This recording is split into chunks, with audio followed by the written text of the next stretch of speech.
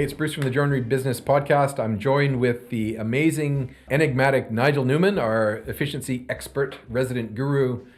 How you doing, Nigel? Doing all the better for that lovely introduction. Thanks, Bruce. Awesome. We're here to talk a little bit about our, let's say, our fun and really quite enlightening trip to New Zealand. What catchphrasy words would you put to it, Nigel?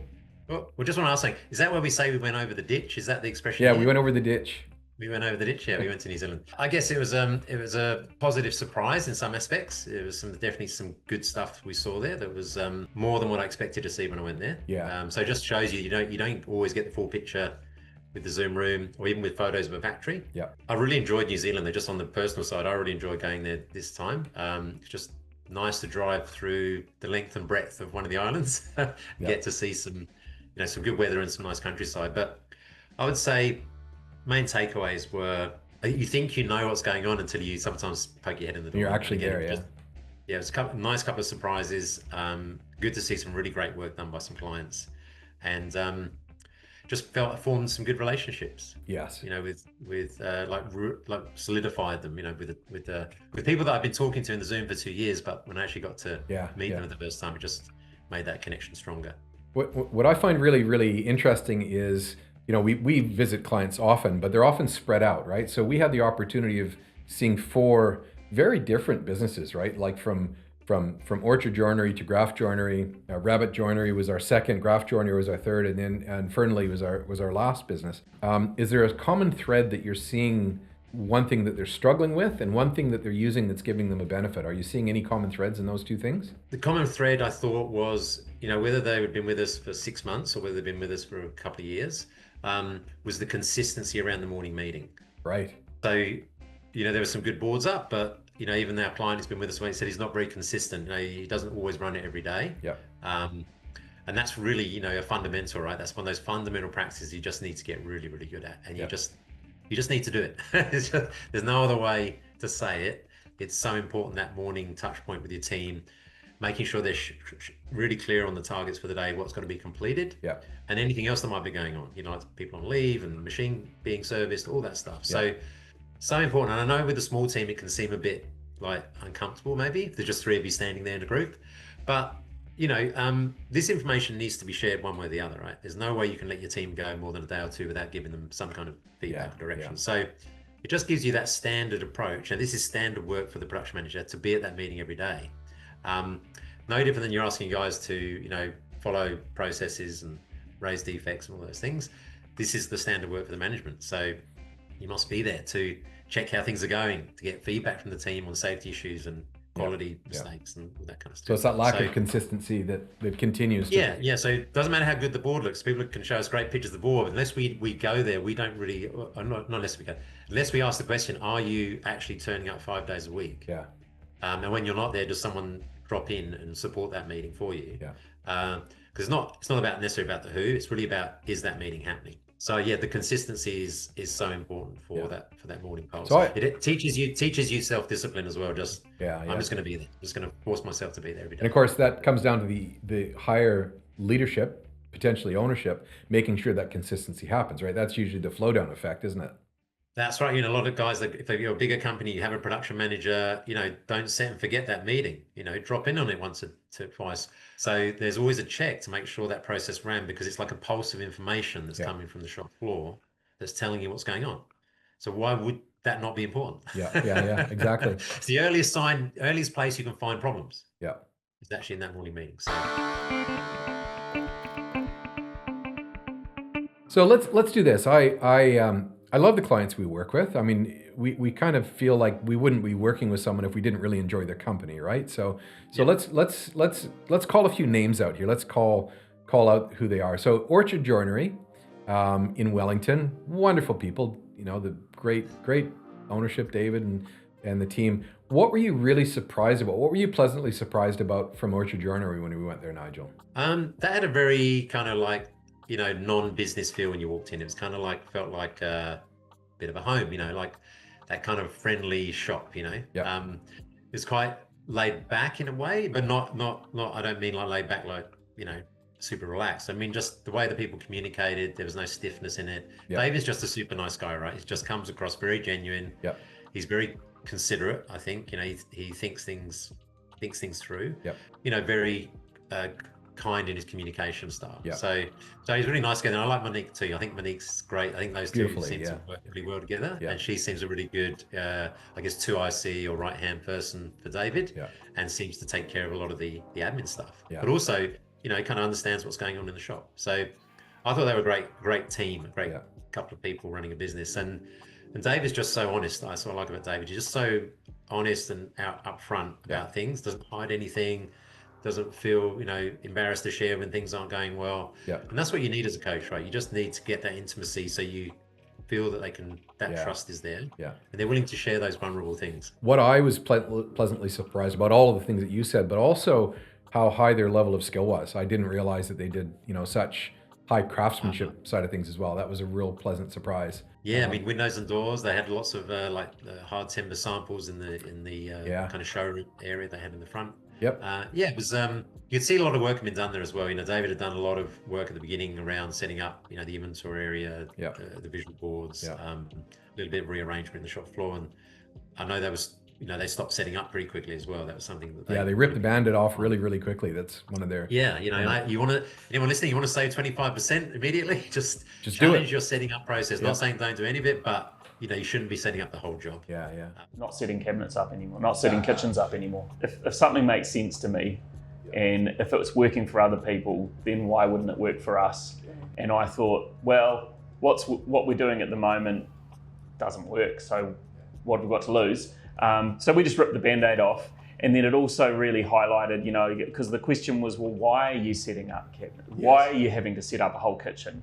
And straight away the answer was, well, we might not have our clearances right, or we might not have this right or that right. And I'm like, well, it's not actually a problem in the factory then, it's a problem in drafting, it's a problem in detailing. So that shifted the focus where it needed to be in the business, and then all of a sudden, it doesn't take much, because as soon as you're not setting up a kitchen and you've just saved yourself a day's labour or whatever it is that it all ties up, you kind of go, well, I don't want to go back and do that again. So, So you realized you were paying people to make mistakes, paying people to find mistakes, and paying people to fix mistakes. By setting everything up. And we were still getting mistakes once the job was installed. So it was sort of not actually dealing with the problem. How much time do you think that saved? Like, we're talking about your average job.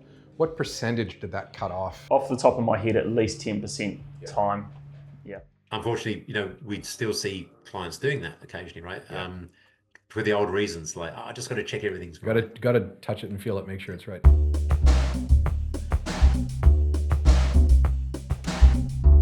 Okay, so moving on to Rabbitte Joinery, moving up north a little bit from where we were.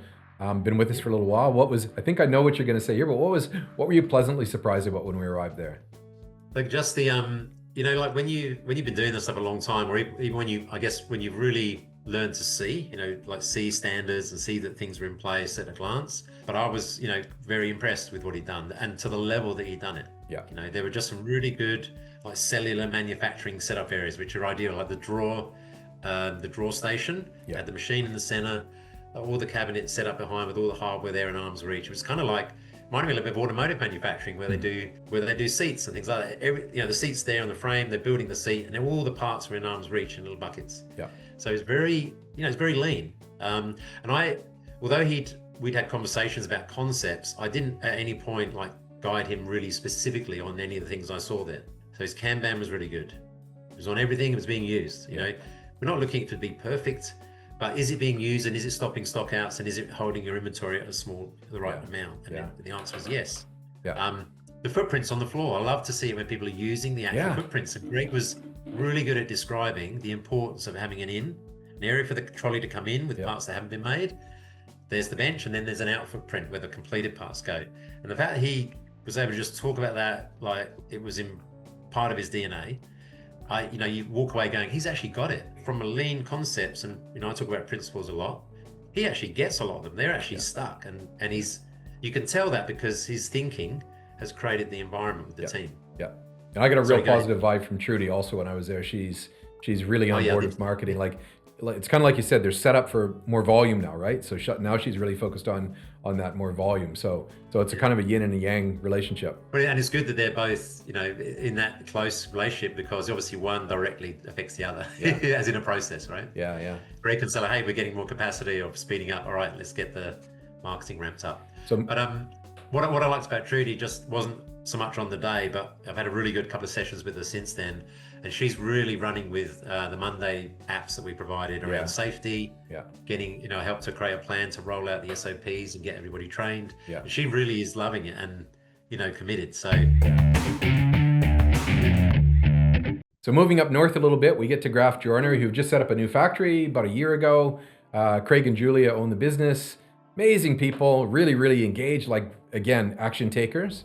What were you pleasantly surprised about there, Nigel? It was good to see. First of all, when we were there, we did a 5S project with the team, and I just again saw a really good relationship between the guys and the owners and the production manager. There was no, I look for that, like when they tighten up a little bit when you're asking challenging questions. They just seemed to be very open to share any improvements or any problems. Yeah. And what I really liked was I could tell, because I saw the paperwork in one of the rooms where they'd involved everybody in the new factory layout, which we actually went over again and saw some other opportunities to improve again. So. Because they're doing a little bit of construction work and they're going to free up some more space. But it really gives them the opportunity to create that nice in-out flow, working going in one direction. I guess the highlight for me was that I was really impressed with the production manager, because when we were talking about the board, the morning meeting, he does do that every day. So that was really good. The board though, I said, we spent a bit of time and we actually got the team to plan out a job by looking at the drawings on the next job they were going to build. And in 15 minutes, they planned out the job in a week on the whiteboard with clear completions for each day. So that made me think differently about, maybe you don't ask the production manager to, maybe you get him to get with the team and plan out the job the next day. Yeah. So then they own the targets, right? Yeah. But then I got a call back from him, or I had a session with him a week and a half later, and he said they actually beat the time that they said, and that time was about 10 or 15 hours under the actual quoted time. It's amazing what happens when you set targets, eh? Set targets that they actually think are possible, because then it's like, well, I said that was possible, I'm going to try and make that happen, right? So, as opposed to the production manager maybe setting the targets just on the planned hours, which is, they don't necessarily own any of that. It's still their job to do it, but it's much better if you get them. And what a surprise that they came up with a number less than the quoted hours. I did advise them, don't reduce your quote times yet. You need to see that happening on a very regular basis. It's got to happen in enough times, one thing that really struck me as a really positive thing to see was they've mapped out their entire business in various ways. That board that was in the office, we could actually see it's really good. What's in their brain actually being put onto a board, so you can actually then put that into a usable system. And that transition of going out of the brain onto a board, mapping it out, tweaking and adjusting it so that it can go into a better system, that's unusual to see that in a cabinet shop. And I was very, very impressed by their willingness to get their ideas out into the public. The office board was great. I forgot about that one. The factory visual board, but they had the office one. It had the workflow of all of the front end, everything that's going through there. So they even had the red dots showing the problems. And immediately when I asked what's the red dot, they both explained like almost in unison exactly. So it shows that the power of the visual board meant they were both across the problem. Just shows the power of that, that being there in the office is totally, that wouldn't have been the same if that had been in a computer. No, that's true. They'd have forgotten about it. One of them might know, the other one wouldn't. But it's on the visual board. They talk about it every day. And they'd even added a little version of a capacity planning tool there with magnets, which was really cool to see. And again, they were working while we were there. They were working on a really beautiful waterfall, solid timber bench. So really high craftsmanship as well. I was really impressed by that part of it. It was a nice piece, wasn't it? Yeah.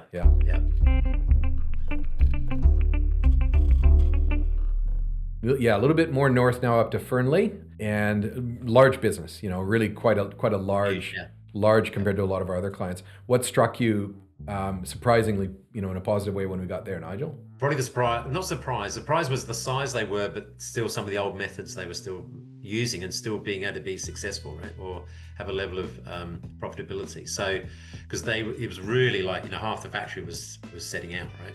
As you go down the end, they were all setting out their jobs. But the good news was they'd already trialed building a couple of jobs as a team collectively. I think they had 6 or 8 workbenches. So that's a lot of horsepower if you want to build one job and get it out the chute fast. And they'd done it and proven it to the team that it worked. I can't remember the actual numbers, but I think they collectively worked on a job and it went out in a day or less than a day. That's a good sign that there's a bit of buy-in there. Plus, they'd formed an improvement team with willing people, which is what I say. In a big company, it's probably easier to do that. When a small company, you've got to pick everybody. If you've only got 3 guys in the team, guess what? You're all in the improvement team. Yeah. But with a large company, you really want to start with volunteers and get the other people interested by them seeing the huddle doing great stuff. Yeah. A bit of 5S going with the tool arrangement. They'd moved to the central position because it couldn't give tools to everybody in every bench, just too much tooling. There was some interesting capability with their paint shop that they were debating, like how to get better work through there or type of work to go through there. So what I came away thinking was what a great potential that business has, right? Yeah. Imagine that place. It was just had a slightly better machine, so a little bit better equipment on certain places. Yeah. That's one thing I couldn't believe, that little machine was feeding 8 guys. Yeah. Because we've done this math a lot, and a good CNC will comfortably on one shift feed 6 benches. Yeah. That's what I see anyway. And that's something with an auto load, unload, it's fairly efficient, right? Yeah. Their machine has not got that function. It's hand loaded, it's hand unloaded, manual stickers, and somehow it's feeding, a huge factory with lots of people. Well, I think I'm sure there's lots of panel saw. The panel saw is being used a lot as well, but yeah, fair enough. Yeah. If we look at all the businesses that we went through, all that we've mentioned so far, you engage with the floor staff. And the one thing at that business I noticed very clearly was everybody was actually truly engaged with what you were doing there and talking about the flow through production. Quite often you get people standing back and just nodding their head, wondering when is this going to be over. I didn't see any of that as an observation. Everybody was truly part of the conversation, asking questions, and it was, when that happens, we've got a chance at moving things forward pretty quickly. There was the most number of Post-it notes when I've done that workshop that I've ever seen, I've ever had on a board. That was really good. And they also were very willing to put down solutions. Yeah. That's where they're engaged. And they're not just going, hey, that's someone else's problem to fix. They actually go, no, I think I know what to. One guy was talking about factory standards. And creating more. They had a book with some factory standards, but he said, I can make some more photographic ones for defects and things like that. So, immediately they were kind of taking ownership of some of the ideas on the table as well, which is very promising. That's how some old attempts at this have kind of stuck a little bit, but the remnants of those things are lingering, right? Yeah. Or maybe you pull something. What I know for sure is, a lot of people assume that you do these things once. You don't. You sometimes have to go back and do things 3, 4, 5, 6, 7 times. Yeah. Every time you're moving it forward a little bit more. So sometimes it's unfair sometimes when the coach comes in and has a good result, because there might have been 6 attempts before that made that a lot easier for the coach to get them over the line, right? So persistence is the key for this stuff, and not don't think try it once, it didn't work. It's not that kind of thing. So every time we sort of go and see a group of businesses together, the thing that always stands out to me is the businesses are all very similar. I mean, let's face it, they all make cabinets, they've all got CNC machines, they've all got software. The businesses really aren't that much different other than size. It's always about the people that are different in each business, right? And that's always the challenge, is to what language works for one person isn't going to work for another, how stuck on something someone isn't on another business. It seems to always be the challenge. And I think my observation from what we bring to the table is that our diversity in being able to adapt to that different personality that exists in different businesses. And you probably experienced that a fair bit on this trip, right? Different businesses and different conversations. Completely different. Yeah, every client, was very different characteristics of the leadership people in the business. You got to be a bit dynamic, right? Because if you go in too rigid, you can really push people the wrong way. Yes. We've all worked with lean coaches like that. There are some that are just very, by the book, by the numbers. You just got to keep up, kind of thing.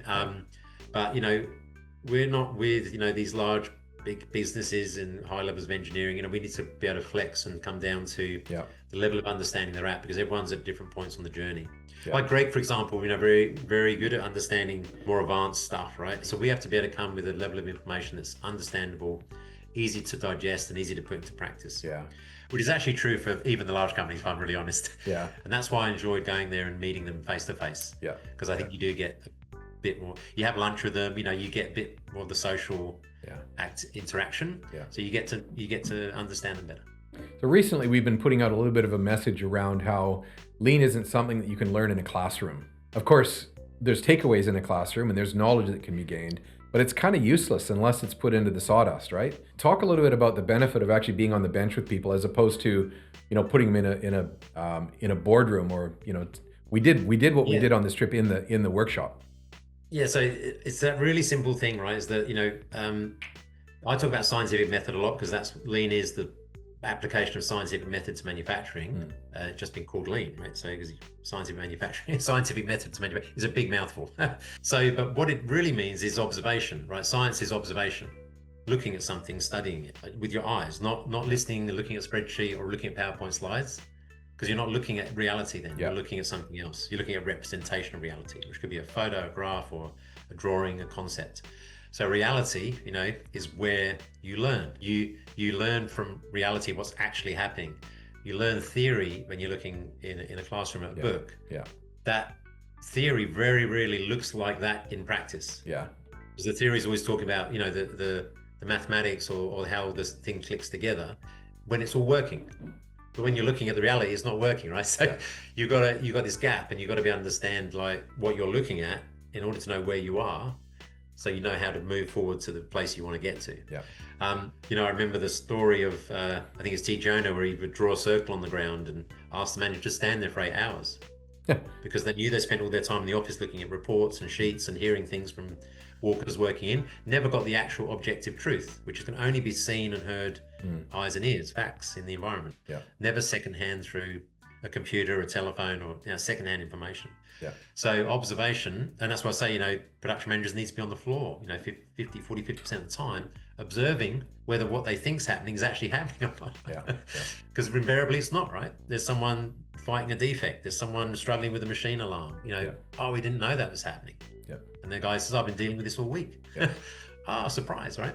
If you've been out there every day, you'd have found it on day one. So yeah, I think the key is, you can learn theory if you're a person who learns well through audio or visual, reading, then you can get the concepts, the theories, the principles. But you only really put them in practice when you actually go out in reality and try to apply them. I guess that's always the challenge, right? I mean, if we had a cookie cutter approach, then we could have millions of people really, really successful, right? Because it would cater to everybody the same way. That's always the challenge, isn't it? To get what we know will work through the personalities to take them on board. Yeah, you're right. The business model is the same, right? In most joinery business, it's designed to manufacture workflow. Yeah. They've normally got some automation, a CNC. They've got a drafting team. So the pieces of the puzzle are the same, and they kind of lock together in a similar way from a lean flow perspective. Yeah. What makes it different is the personalities in the business. Yeah. How much resistance is in the team? How quickly can the top team learn and cascade that down? How good a coach are they? Because some people are good natural coaches. Got like Leroy Redding. Awesome guy as a natural coach. He didn't need any help in sharing information with the team. Very, very good at that. And he's got a great team. Yeah. In a large company, that gets a bit hard because you've got a bigger team. It's hard to be as close to everybody. But, if, and then you got other people that are really uncomfortable in front of those, they're kind of introverted. Like anything, if you really suck at something and really hate it, probably you shouldn't be doing it. Yeah. Probably should be having someone else do that for you, because you're never really going to do it well and you're never going to enjoy it. Well, that's true. Just because you're the business owner doesn't mean you're the best leader in the business. That's right. Although you are the leader, you have to make sure there's leadership in the business, but you might not be the person that's going to lead that charge. You need to make sure there is somebody that is going to lead the charge, though, if it's not going to be you, because someone's got to do it, right? Someone's got to do it, right? And it's you might be the creative, the driving force of the business, but actually leading the team might not be your jam. So I think so many business owners go into business thinking, okay, I have to be all things to all people, and I'm just because I say I have to do it doesn't, means I'm going to do it. It doesn't work out that way. You can do many things poorly, a few things well, right? Focus on the things you do well. You're going to have to do some things that you not enjoy, but it's the 80-20 rule or 70-30. Yeah. Try and spend the 80% in things you enjoy doing, or at least have motivation to do. Yeah. And then things will go well. And to be really frank, I probably learned too late in life that I actually suck at most things. But I embrace that now. And Nigel, that's why you're on the team, because you're so good at this. I don't have to believe that I'm going to be the master of it anymore. So in summary, we've experienced in New Zealand, we've experienced 4 very diverse businesses, but very much the same in many ways. For me, and I'd love to hear your feedback on this, the box that needs to be ticked first, like the thing that once it is done, everything else gets so much easier. The thing that seems to unlock flow, to me, continues to be the willingness or the ability of people to commit to creating regularity in their schedule, to getting better at things. Correct. Right. And we still continue to see people that say, I want to get better, I want to improve my business to get better. But 4 or 5 months later, nothing's changed because they haven't changed their schedule in any way to knit in. Would you agree with that? Would you agree that that's probably the first nut to crack? 100%. You know, the bit that blew my mind when someone showed me this very simple drawing or diagram, he drew a timeline and he drew graduations that showed days, and it was like a month. And he just went, you know, like count along the days, like here goes, you know, 10 days and then improvement activity. And then like 15 days, improvement activity. He said, so that's probably what you're doing, right? You get a chance to stop, you have a break in the schedule, you do some improvement work. And I said, yeah, that's exactly what I'm doing. Cool. He said, so what are you teaching the guys? I'm teaching them how to do improvement.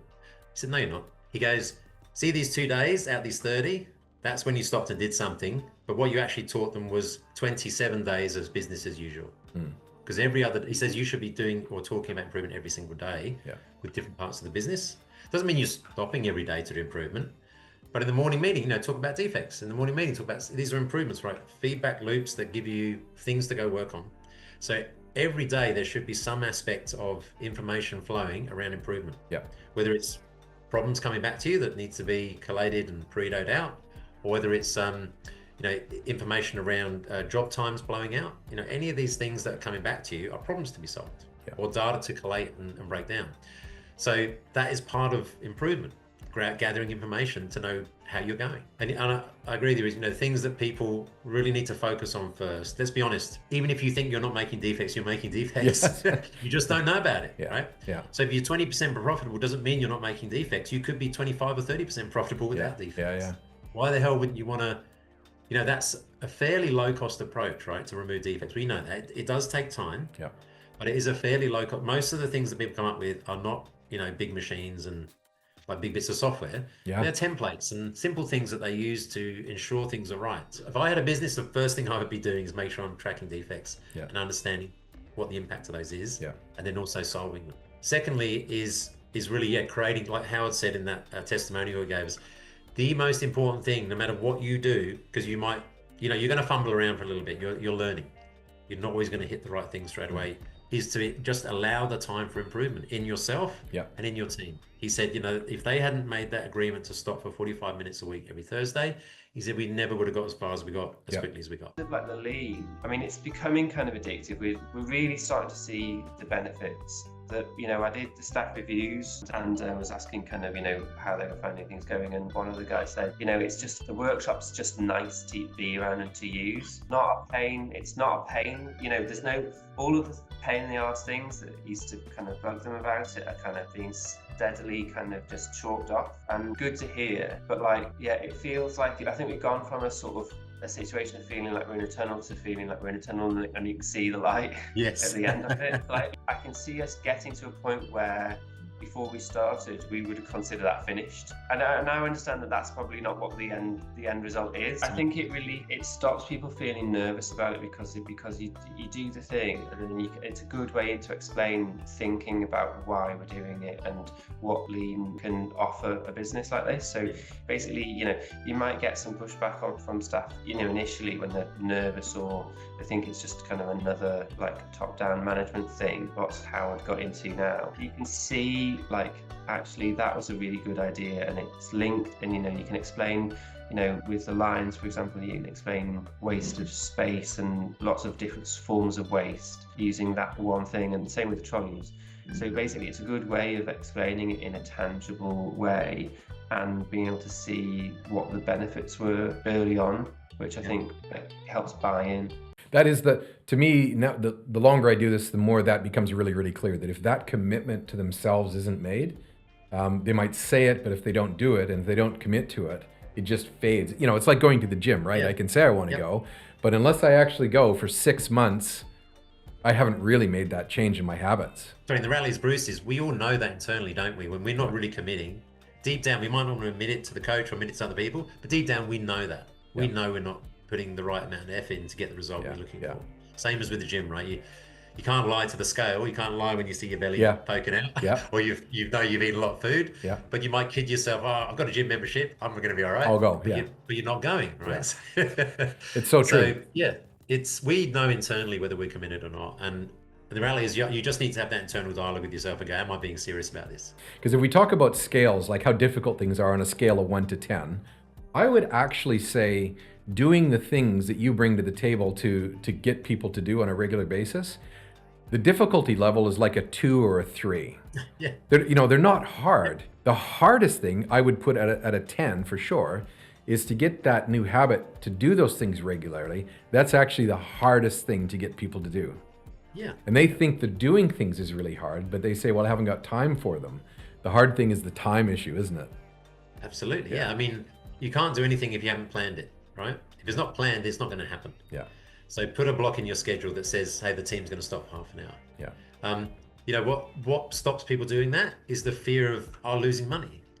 How insane is that? I think how insane. When you're going to stop and you're going to remove a defect, or you're going to stop something bad from happening. That's the intention of the. It's really fascinating. The word losing to me is a really good one. We put it into sporting terms. Michael Jordan would put it this way.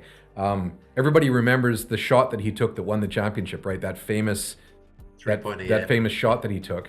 What he says they don't actually know is that the 100,000 times in practice that he had to take that shot. That's right. And the 90% of the time that he missed, or whatever it was, he'll bring up the point. They remember the win. They don't remember the commitment that he had to practice and getting better. If that commitment wasn't there, he would never have made that shot. It just wouldn't have happened. And it's just like business. If we don't commit to getting better, we're just not going to get better. I always think, like, if you were to ask someone, like, we'd say practice is what makes you better at things. Okay, what are you practicing in your day-to-day work currently? You're actually practicing doing all the wrong things, right? You're practicing pushing the work out when it's not quite ready. You're practicing rushing guys. You're practicing all the things we actually want you to stop doing. Yeah. So we're actually going to ask you to stop practicing those things. But the problem is you've been practicing those things for many years and they're hardwired in your brain to the point you're probably not even realizing some of the things you're doing. Yeah. So is that awareness first that, I've actually had a few clients say this and I love it. It's me, isn't it?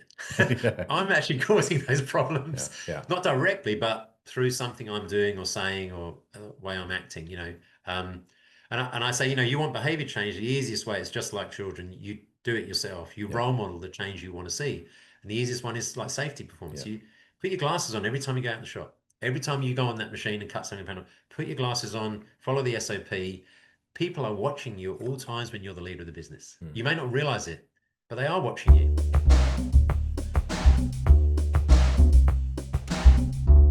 I think it's a great message. Like, if we were to summarize, we've been to 4 clients. We often go on milk runs and see a number of clients all on one trip. I think the message here, which is a really strong message, all the tools that we bring to the table are all the same for everyone. 5S and standard work and systematic way of doing, they're all the same tools.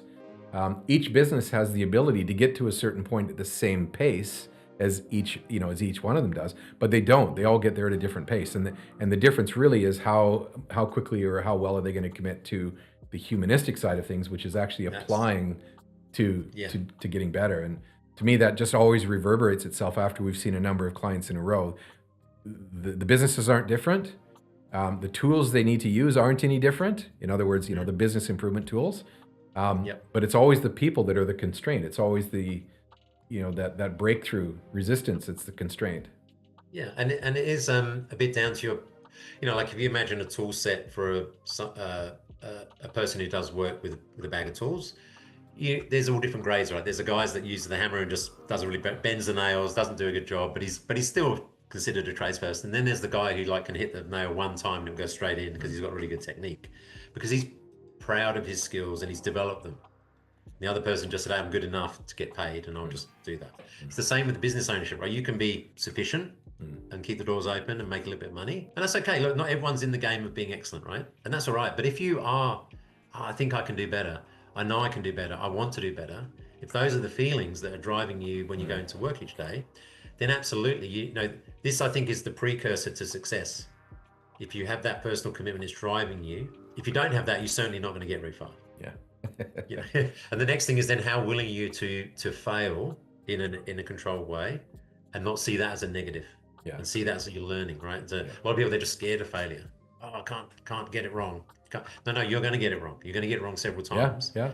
But that's how you learn, right? The idea is you don't get it wrong the same way every time. I think you learn something new each time. I think people are sometimes resistant to failure because in the past it's meant permanent failure, like this is how it is. Someone said to me a long time ago, humans are actually in their DNA wired to failure. If we weren't, we would never be walking.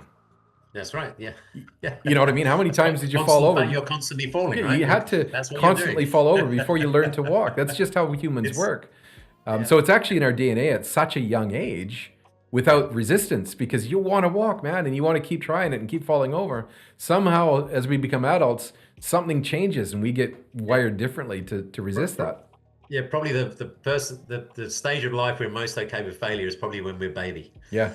Well, that's right. We're just failing all the time, right? We can't do anything, and we're trying to learn how to do things. So we just do it over and over again until we master it. Yeah.